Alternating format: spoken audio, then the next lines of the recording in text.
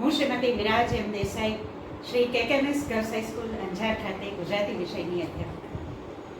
આજના વિડીયોમાં આપણે લેખન કૌશલ અંતર્ગત ધોરણ 9 અને 10 બંને માટે નિબંધ લેખન એ વિશે વાત કરશું। પણ આપણા અભ્યાસના મુદ્દા તરફ આગળ વધતા પહેલા એક પ્રેરણાત્મક વાત યાદ કરી લઈએ તો સુંદર મજાની પંક્તિઓ આજના સમયમાં મને યાદ કુદરતી રીતે જ આવી જાય છે। રૂજવે જગના જખમો આદર્યાને પૂરા કરે, ચલાવે સૃષ્ટિનો તંતુ, ધન્ય તે નવયૌવન।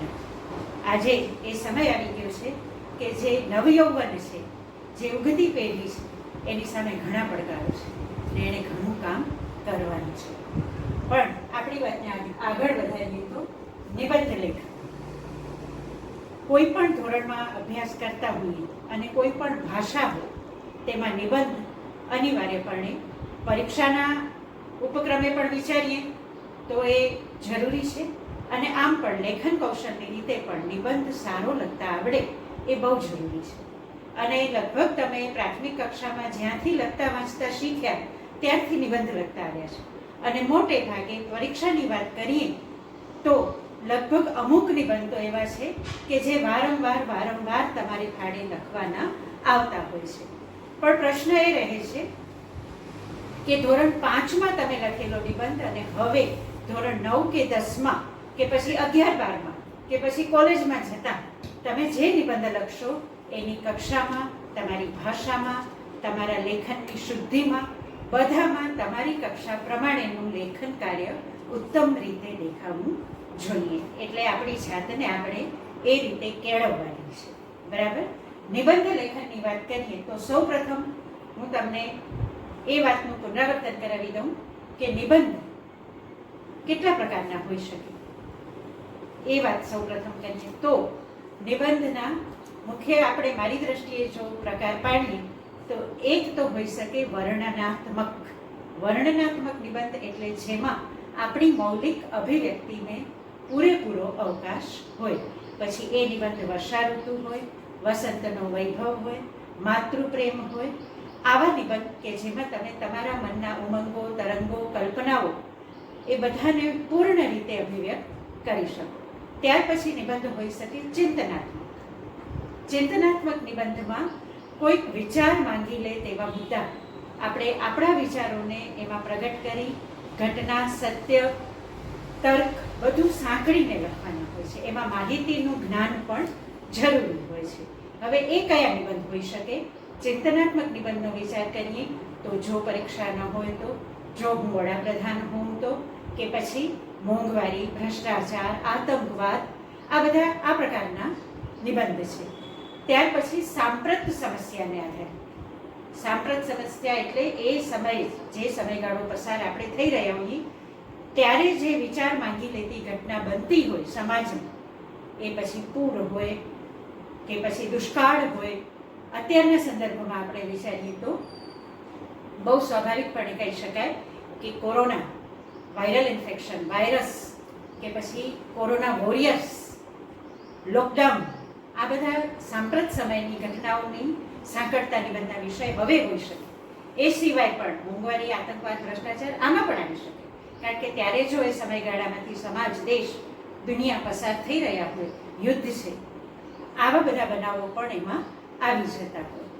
એટલે નિબંધ લેખન માટે આપણે સજ્જ થવાનું હોય તો સૌ પ્રથમ વાત કરીએ તો જેમાં મૌલિક અભિવ્યક્તિની પૂરી શક્યતા હોય, પૂરો અવકાશ હોય એવો નિબંધ જ્યારે લખવાનો આવે ત્યારે જરૂરી છે આપણા લેખન કૌશલના પૂર્ણ વિકાસ। અને કોઈ પણ પ્રકારનો નિબંધ લખવો હોય, જેમ હંમેશ ભાષાના કોઈ પણ એકમમાંથી પસાર થવું હોય તો પહેલી શરત કઈ હોય છે? એ શરત હોય છે આપણું સમૃદ્ધ વાચન, બરાબર। ત્યાર પછી લેખન કૌશલ, ભાષા શુદ્ધિ, જોડણીનું જ્ઞાન, ફકરા પાડીને કેમ આગળ વધવું, આ બધું જ બહુ સરસ રીતે લખતા આવડે તે જરૂરી છે। જ્યારે આપણે ચિંતનાત્મક નિબંધ લખીએ ત્યારે વિષય પ્રત્યેનો આપણો લગાવ, એના પ્રત્યે આપણે જે ઊંડાણથી આપણું જ્ઞાન હોય એ સ્પષ્ટ થવું જોઈએ। જ્યાં સુધી પરીક્ષાની વાત છે તો એવો જ વિષય પસંદ કરવો કે જેના વિશે આપણે મનથી સંકળાયેલા હોઈએ અને બહુ સારી રીતે વિશ્વાસ આપણને હોય કે આ નિબંધ હું સારી રીતે લખી શકીશ. અને સાંપ્રત સમયની ઘટનાઓ હોય એ વિશે પણ ક્યારે આપણે અવગત હોઈએ કે ટીવીમાં અગત્યની જે બાબત હોય, આખો દિવસ બધું જ જાણવું જરૂરી નથી, પણ એક સમયગાળો એટલો આપણે આપણા જનરલ નોલેજ માટે પણ ફાળવી લેવો જોઈએ કે દિવસની 10 મિનિટ હું સમાચાર આજના ચોક્કસ જોઈશ. આજના સમયમાં તો એ બહુ જરૂરી છે. એ જોતા હોઈએ સમાચાર પત્ર વાંચવાની ટેવ હોય, વિવિધ વિષયોને લગતા પુસ્તકો વાંચવાની ટેવ હોય તો પછી આપણું લેખન કૌશલ વિકસી શકે અને આપણે લખીને સરસ રીતે વિષયો પસંદ કરી લખીને નિબંધની તૈયારી કરી શકીએ. બરાબર. હવે નિબંધ લેખનમાં જ્યારે આપણે પ્રવેશ કરીએ કોઈ પણ વિષય અને કોઈ પણ પ્રકારનો નિબંધ હોય તો સૌ પ્રથમ એક સરસ મજાની નિબંધની વ્યાખ્યા હું યાદ કરું તો નિબંધ માટે એમ કહેવાય છે, નિબંધ એટલે નિર્બંધ રીતે વહેવું. એમાં કોઈ બંધન હોતું નથી કે નિબંધ આમ જ લખાય. નિબંધ આપણે આપણી રીતે મુક્ત અભિવ્યક્તિથી સ્વૈર વિહાર કરતા પણ ચોક્કસ લખી શકીએ. અને એ માટે પણ જરૂરી છે કે ઉત્તમ નિબંધના જે પુસ્તકો છે, સંગ્રહો છે, એ આપણે ચોક્કસ વાંચવા જોઈએ. ગુણવંત શાહ છે, મફત ઓઝા છે, રઘુવીર ચૌધરી છે, એમના નિબંધો આપણે મેળવીએ, સ્વામી આનંદ, સ્વામી સચ્ચિદાનંદ, અને એ ચોક્કસ વાંચીએ તો ઉત્તમ નિબંધ કેવા હોઈ શકે. પ્રવાસ વિષયક નિબંધ જો આપણે લખવાનો આપણે ફાળે આવે અને આપણે કાકા સાહેબના કે સ્વામી સચ્ચિદાનંદના નિબંધ સરસ રીતે વાંચેલા હોય તો લખવાની આપણી ભાષામાં બરાબર પણ આપણને બહુ જ મજા આવે. આ વસ્તુ જરૂરી છે કે ઉત્તમ નિબંધ કેવા હોઈ શકે. બરાબર.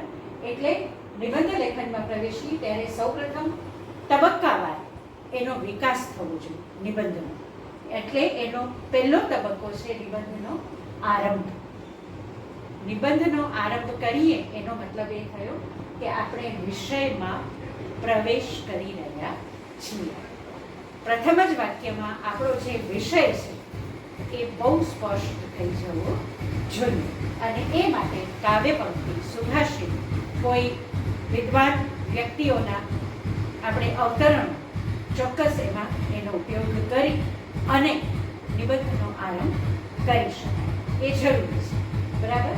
વિષય વસ્તુ પ્રથમ આપણે આરંભ કર્યો એટલે આપણે વિષયને સ્પષ્ટ કરી દીધો. હવે એક વિસ્તાર કરવાનો છે, જેમ વિચાર વિસ્તારમાં આપણે કરતા હોઈએ છીએ. તો એ વિસ્તાર કરવા માટે આપણી રજૂઆત સ્પષ્ટ હોવી જોઈએ. આપણે નિબંધમાં જે કહેવા માંગીએ છીએ એ વાત સ્પષ્ટ રીતે આવી જવી જોઈએ. તર્કબદ્ધ રીતે આગળ વધવું જોઈએ. ભાષા બને ત્યાં સુધી આપણે મૌલિક વાપરવી જોઈએ. આપણા પોતાના વિચારો જેટલા એમાં અભિવ્યક્ત થતા હશે એટલી આપણી નિબંધની સ્પષ્ટતા અને વાંચનાર માટે એ આકર્ષક બની રહે તેવો નિબંધ તૈયાર થશે. ત્યાર પછી મુદ્દાસર આગળ વધવાનું છે. ક્યાંક આપણે વાત એક કરતા હોઈએ અને એ વાત કરતે કરતે બીજી બાજુ ચાલ્યા જઈએ, એવું ન થવું જોઈએ. અને સંદર્ભોનો ઉપયોગ આપણે ચોક્કસ કરી શકીએ. ગાંધીજીના વિચારો, સ્વામી વિવેકાનંદના વિચારો, આજના સંદર્ભમાં ડૉક્ટર કલામના વિચારો, રમતગમતની વાત હોય તો સચિનના વિચારો, ચોક્કસ આપણે, આ તો હું ઉદાહરણ આપું છું, પણ આ પ્રમાણે આપણે એનો ઉપયોગ પણ કરી જ શકીએ. અને અવતરણો જો આપણે સર્જનાત્મક, કલ્પનાત્મક, મૌલિક અભિવ્યક્તિની તક મળે એવો નિબંધ હોય તો ભરપૂર ટાંકવા જોઈએ. કાવ્ય પંક્તિઓ, સુભાષિતો, કોઈ પણ ભાષા પણ એમાં સરસ રીતે ટંકાવવા જોઈએ. અને છેલ્લે હોય સમાપન, જે સચોટ અને સ્પષ્ટ હોવું જોઈએ અને વિષય વસ્તુના સારને છેલ્લે ફરીથી આવરી લેતા હોઈએ તે રીતે વ્યક્ત થવું જોઈએ. બરાબર. નિર્બંધ રીતે લખાતા નિબંધના આ મહત્વના લક્ષણો છે, એની પાયાની શરતો છે. હવે પ્રશ્ન એ આવે કે આપણે કોઈ વિષય પસંદ કર્યો, એ નિબંધ લખતા હોઈએ ત્યારે જો એનું જ્ઞાન ઓછું છે આપણી પાસે તો મૌલિક અભિવ્યક્તિથી પણ એ નિબંધને આપણે સાંકળી અને સુંદર રીતે ન્યાય આપીને લખ્યો હોય એવો નિબંધ તો આપણે લખી જ શકીએ. એક ઉદાહરણ માટે આપણે એક નિબંધ જોઈએ છીએ, બે નિબંધની ચર્ચા કરીએ છીએ. આપણે એક નિબંધ આપણે વ્યવસ્થિત રીતે જોવાનો છે, એમાં આગળ વધવાનું છે. પણ આજના સમયના સંદર્ભમાં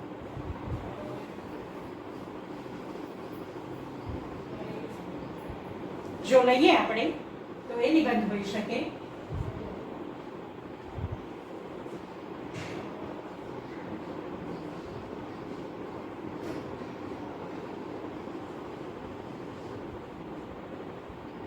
કોરોના વોરિયર્સ. હવે પરીક્ષામાં જો નિબંધ લખવાનો છે, લગભગ 8 માર્ક્સનો નિબંધ પૂછાતો હોય છે પરીક્ષા. નોટમાં આપણે લખીએ છીએ કે આપણું કામ ઉત્તમ રીતે થાય, પ્રેક્ટિસ માટે થાય, તો પણ આપણે 300 શબ્દ જેટલો નિબંધ લખવાનો પ્રયાસ તો રાખવો જ જોઈએ. અને 2 થી 2.5 ફૂલસ્કેપ, જેને સાચી રીતે ફૂલસ્કેપ કહેવાય, તેવા લખાવા જોઈએ. હવે અત્યારે આપણે વિષય લીધો સાંપ્રત સમયને સાંકળીને કોરોના વોરિયર્સ. તો બહુ જ આ વિષય અત્યારે ચર્ચામાં છે. વિવિધ સ્પર્ધાઓમાં પણ આ વિષય અંતર્ગત તમે ભાગ લઈ ચૂક્યા છો.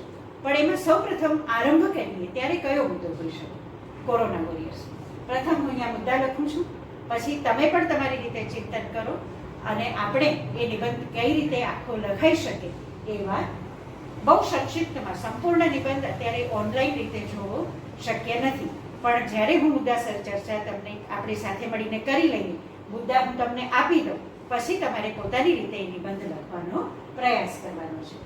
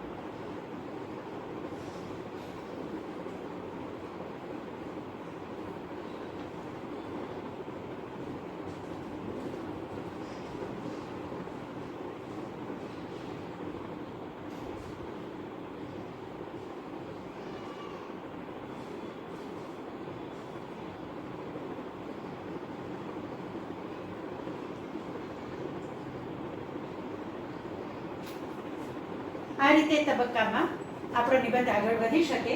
સૌ પ્રથમ આરંભ કરીએ ત્યારે સાંપ્રત સમયની ચિંતા. ત્યારે આપણે શરૂઆતમાં ચોક્કસ લખી શકીએ કે હાલ 2020નું વર્ષ એટલે કોરોના વાયરસથી ગ્રસ્ત સૃષ્ટિને ચિંતામાં મૂકી દેતું વર્ષ. આજે કોરોના વાયરસે વિશ્વ સમક્ષ એક મોટો પ્રશ્ન મૂકી દીધો છે. આરોગ્યની ચિંતા છે અને એ વાયરસ કોઈને છોડતો નથી. ત્યારે લોકો બહુ સતર્ક બન્યા છે અને એનાથી બચવા તમામ ઉપાય સમગ્ર સૃષ્ટિએ હાથ ધર્યા છે. પણ એમાં અગત્યની ભૂમિકા કોની છે? હવે વિષય વસ્તુને આપણે આગળ વધારીએ તો કોરોના વોરિયર્સ, કે જે આપણા રક્ષક બન્યા છે, સમગ્ર માનવજાતના રક્ષક બનીને તે લોકો આગળ આવ્યા છે. એટલે જ એ લોકો ફ્રન્ટલાઈન ફાઇટર્સ કહેવાય છે. તેમાં સફાઈ કર્મચારી, ડોક્ટર્સ, આરોગ્ય વિભાગના બધા જ કર્મચારીઓ, સરકારી તમામ વિભાગના કર્મચારીઓ, પોલીસ ખાસ, પછી ફાયર ફાઇટર્સ, ઘણા બધા સરકારી વિભાગના કર્મચારીઓ અને સમાજના તમામ ક્ષેત્રના લોકો કે જેઓ આગળ વધીને અત્યારે પોતાના કર્તવ્યનું પાલન કરી રહ્યા છે અને સમાજના લોકોની રક્ષા કરી રહ્યા છે, એ તમામ કોરોના વોરિયર્સ છે. આપણા પ્રધાનમંત્રી અને મુખ્યમંત્રી, તમામ સચિવો આજે એ જ ભૂમિકા બહુ સારી રીતે ભજવી રહ્યા છે. અને કોરોના વોરિયર્સ આપણી સાથે છે એટલે જ આપણે નિશ્ચિંત છીએ. આપણા આરોગ્ય અંગે આપણને ખાતરી છે કે આપણે સલામત છીએ. શરૂઆત તમે કરો ત્યારે કોઈ સુંદર મજાની પંક્તિ આરંભમાં ટાંકવી જોઈએ. આપણે એવું લખી શકીએ કે કરીએ તમને શત શત વંદન ઓ કોરોના વોરિયર્સ, તમે છો અમારા હિતના રક્ષક ઓ કોરોના વોરિયર્સ. આરોગ્ય તમે સાચવો અમારું, અમે પ્રાર્થીએ રહો ખુશહાલ જીવન તમારું ઓ કોરોના વોરિયર્સ. આવી કોઈ પણ પંક્તિ ટાંકી અને આરંભ તમારે કરવો જોઈએ. અને પછી સફાઈ કર્મચારી શું કામ કરે છે તો એનું વિગતવાર ઉલ્લેખ કે એ લોકો સ્વચ્છતા જાળવે છે કે જે કોરોના વાયરસને ફેલતો અટકાવવા માટેની પ્રથમ શરત છે સ્વચ્છતા. તો એ લોકો સ્વચ્છતા જાળવે છે ત્યારે આપણે સુરક્ષિત છીએ. હવામાં એ વાયરસ ફેલાઈ શકતો નથી, ટકી શકતો નથી. એમાં અગત્યની ભૂમિકા કોઈ ભજવતું હોય તો સફાઈ કર્મચારી છે. ત્યાર પછી ડૉક્ટર્સ કે જેણે આજે એમ કહેવાય છે, આપણે ચોક્કસ ટાંકી શકીએ કે આજે મંદિર, મસ્જિદ, ગુરુદ્વારા એના દરવાજા બંધ છે, પણ હોસ્પિટલોના દરવાજા ખુલ્લા છે. ભગવાન સાક્ષાત દર્શન નથી દેતા એટલે એમણે ડૉક્ટર્સને મોકલ્યા છે. પછી એમાં નર્સ પણ આવી જાય, આરોગ્ય વિભાગના તમામ કર્મચારીઓ પણ એમાં આવી જાય કે જે આપણા આરોગ્યની સુરક્ષા કરી રહ્યા છે. અને એવા અનેક દાખલાઓ તમે જોયા, વાંચ્યા, ટીવીમાં પણ જોયા હશે કે ડૉક્ટર્સ પાસે પૂરતા પોતાના સલામતીના સાધનો પણ ક્યારેક હોતા નથી, તો પોતાના જીવનું જોખમ લઈને પણ એ લોકો રોગીઓની સારવાર કરે છે. સંદર્ભ માટે આપણે ચોક્કસ ટાંકી શકીએ કે વૈજ્ઞાનિકો અને ડૉક્ટર્સને કારણે જ આજે મનુષ્ય એક શાંત અને સલામત જીવન જીવી રહ્યો છે. નહીં તો એક સમય એવો હતો કે શીતળાને કારણે લોકોના આરોગ્યનો ભોગ લેવાતો, એમના જીવ પણ જતા, બાળકોની આંખો ચાલી જાય. ત્યારે એ વૈજ્ઞાનિકોએ, એડવર્ડ જેનર જેવા વૈજ્ઞાનિકે પોતાની જાત ઉપર પ્રયોગો કરી, પોતાની ઉલટીમાં પણ આળોટીને એણે વેક્સિન શોધી. તો આજના ડૉક્ટર્સ અને વૈજ્ઞાનિકો પાસે સમાજ આ અપેક્ષા રાખી રહ્યો છે અને એ લોકો ઈશ્વર બનીને આપણી પડખે ઊભા છે. બરાબર. આરોગ્ય વિભાગના તમામ કર્મચારીઓ, પોલીસ, સૌથી કપરું કામ કદાચ અત્યારે પોલીસ વિભાગ કરી રહ્યો છે. લોકો પોતાના હિત અંગે જાગૃત તો છે, પણ એ માટે કંઈક કરવાનું આવે ત્યારે પાછા પડે છે. લોકડાઉન છે એનો ઉલ્લેખ ચોક્કસ કરો, પણ એ લોકડાઉનનું પાલન કરાવવા માટે પોલીસે અથાગ મહેનત કરવી પડે છે. પોતાના ઘરે પણ દિવસો સુધી એ લોકો જતા નથી અને આકરી ડ્યુટી કરી રહ્યા છે. તમે મહિલા પોલીસ કર્મચારીઓ જોયા હશે ટીવી પર, એનો ઉલ્લેખ કરીને પણ લખી શકો કે પોતાની નાની બાળકીને હાથમાં લઈ એના આરોગ્યની ચિંતા એક બાજુ મૂકીને એ આપણા આરોગ્યની રક્ષા કરી રહ્યા છે. એવા પોલીસ કર્મચારીઓ આપણી પાસે છે, એટલે એમને સત્સર વંદન. અને કોઈ અંતમાં પાછી એ જ વાત કરવાની છે કે એ લોકો છે તો આપણે સલામત છીએ, આપણું આરોગ્ય સલામત છે. તો એ કોરોના વોરિયર્સને વંદન કરતા આપણે પણ આપણી જાત પ્રત્યે જાગૃત બનીએ અને એમને જે આવશ્યકતાઓ છે, આપણા જે સહકારની અપેક્ષા એ લોકો રાખતા હોય એ આપણે ચોક્કસ સરકારી નિયમોનું પાલન કરી પૂરી રીતે અને આપણે એમને સહકાર આપીએ. જો લોકડાઉનનો સમય હોય, અંતે વિષય વસ્તુમાં પણ આ વસ્તુ લખવાની છે અને અંતમાં પણ, કે ત્યારે લોકડાઉનનું જે શરતો છે એનું પ્રજા પાલન કરતી નથી, ત્યારે પ્રશ્નો ઊભા થાય છે. એની બદલે જો સારી રીતે નિયમોનું પાલન કરવામાં આવે તો પોતે જ સમસ્યા હળવી થઈ જાય, તો કોરોના વોરિયર્સનું કામ પણ સહેલું થઈ જાય. પછીનો મુદ્દો આપણે એ લઈ શકીએ કે જે આપણે ફાળે આવે છે, માસ્ક પહેરવા ફરજિયાત છે, નથી પહેરતા. હા, સ્કિનની રક્ષા કરવી હશે તો દુપટ્ટો આખો આખો દિવસ મોઢે બાંધી રાખશું, પણ માસ્ક ફરજિયાત પહેરવાની વાત આવશે તો આપણે પાછા પડીએ છીએ. એ ન થવું જોઈએ. હાથ વારંવાર ધોવા, આવી બાબતો પણ જ્યારે જો શીખવવામાં આરોગ્ય વિભાગને પણ ચિંતા કરવી પડતી હોય, દવા લેવી, ખોરાક કેવો લેવો, બધી સ્પષ્ટ નિર્દેશિકાઓ આપવામાં આવે છે, પણ છતાં આપણે પાછા પડીએ છીએ. એટલે એ લોકોની સમસ્યા વધારે વિકટ બને છે. એ ન બને એ જોવાની પ્રજાની પ્રથમ ફરજ છે.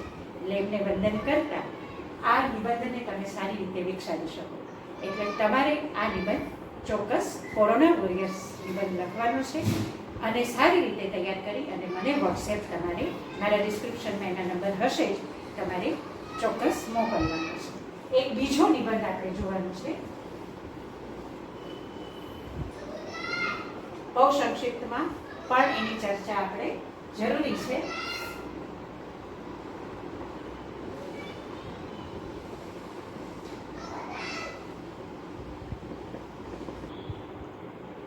ઉનાળાનો બપોર. આ નિબંધ, એના મુદ્દા આપણે સૌ પ્રથમ જોઈએ તો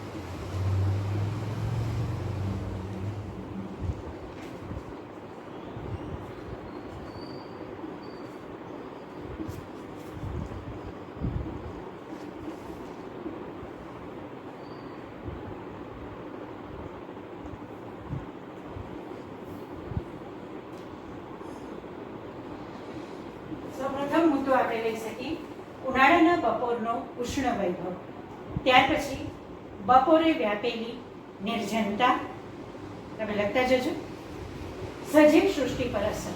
સજીવ સૃષ્ટિ પર અસર એટલે કે એમાં પશુ પંખી પર થતી અસર અને માનવ જાત પર થતી અસર બંનેને આપણે સાંકળી લેવાની છે. એ માટે અલગ ફકરા પણ પાડી શકાય. અને ઉપસંહાર કે જેમાં ફરીથી ઉનાળાના બપોરની ઉગ્રતા, એને કારણે જે વાતાવરણ પર જે ફરક પડ્યો છે એ, અને આપણા પર જે અસર પડે છે સમગ્ર સજીવ સૃષ્ટિ પર, એનો ફરીથી એક અછડતો ઉલ્લેખ કરીને ઉપસંહાર પૂરો કરવાનો હોય. કોઈ સુંદર મજાની પંક્તિ કઈ ટાંકી શકાય શરૂઆતમાં? તો આપણે ચોક્કસ લખી શકીએ, આવ્યો આવ્યો બળબડ થતો, દેખ જોગી ઉનાળો, વા વૈશાખી પ્રબળ વહેતા, ઉડતી અગન ઝાડો. બરાબર. આ પંક્તિથી નિબંધની શરૂઆત કરીએ. બપોરનો ઉષ્ણ વૈભવ એટલે કે ગરમી કેવું ઉગ્ર સ્વરૂપ ધારણ કરી ચૂકી હોય છે.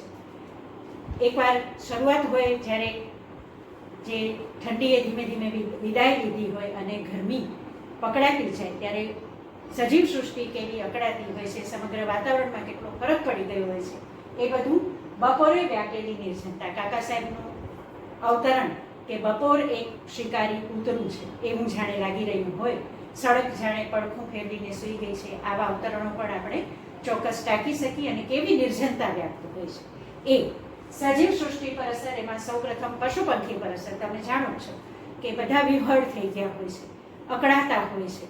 પણ પશુઓ તો જ્યાં પાણીના ખાબોચિયા જોવા મળે ત્યાં ગમે તેમ કરીને પોતાનું સ્થાન શોધીને એમાં પડ્યા રહે છે. પંખીઓ પણ પોતાના માળામાં ભરાઈ રહે છે. બપોરની ઉગ્રતા તો કોણ સહન કરી શકે? બરાબર. એ લખવાનું છે. માનવ સૃષ્ટિ પર અસર એનું વર્ણન કરીએ ત્યારે અકળામણ જે છે, અને આજના માનવે તો એસી ને પંખા શોધી લીધા છે, એનો ઉલ્લેખ કરીએ. હા, વચ્ચે અછડતો ઉલ્લેખ કરી શકીએ કે રવિન્દ્રનાથ ટાગોર જેવાને તો ઉનાળાના બપોરમાં તડકામાં નાહવાનું એ આનંદ લેતા, પણ એવા તો અપવાદ હતો. એનો ઉલ્લેખ કરીએ. કામકાજ પણ જાણે બધાના થંભી ગયા હોય, રસ્તાઓ સૂના થઈ ગયા હોય, એ ઉલ્લેખ. અને ઉપસંહારમાં ફરીથી કોઈ સંદર્ભ ટાંકી અને એનું સમાપન કરીએ કે ઉનાળાના બપોરની ઉગ્રતા તો ખરેખર સજીવ સૃષ્ટિ માત્રને અકળાવનારી હોય છે. આ રીતે નિબંધ તમારે એક સરસ મજાનો તૈયાર કરવાનો છે. અવતરણો ચોક્કસ મેળવો અને ટાંકો. તમને હું પાઠ્યપુસ્તકમાં 10મા ધોરણના જે ટોપિક આપેલા છે, મુદ્દા, એમાંથી અત્યારે માત્ર 5 હું બોલું છું કે જે તમે અત્યારે તૈયાર કરજો તમારી રીતે, તમારી નોટમાં. શૈશવના સંસ્મરણો, જીવનમાં રમતગમતનું મહત્વ, મિત્રતાની મીઠાશ, વર્ષા ઋતુ, અને 5મો છે સિદ્ધિ તેને જયવરે જે પરસેવે નહાય. આ નિબંધો પણ તમે તમારી રીતે ચોક્કસ અભ્યાસ માટે, પ્રેક્ટિસ માટે તૈયાર કરજો. એટલે 9 અને 10 બંનેનું કામ, 11, 12 અને કોલેજવાળા પણ પોતાની કક્ષા પ્રમાણે ચોક્કસ આગળ વધે અને પોતાનું કામ ચાલુ રાખે. એટલે આજનો વિડીયો તમે બરાબર અભ્યાસ કરી એને લાઈક કરો, એને શેર કરો, સબસ્ક્રાઈબ કરો અને બેલ આઇકોન પ્રેસ કરો. અને કોઈ પણ મૂંઝવણ જણાય તો ચોક્કસ મારો સંપર્ક કરો. Thank you very much.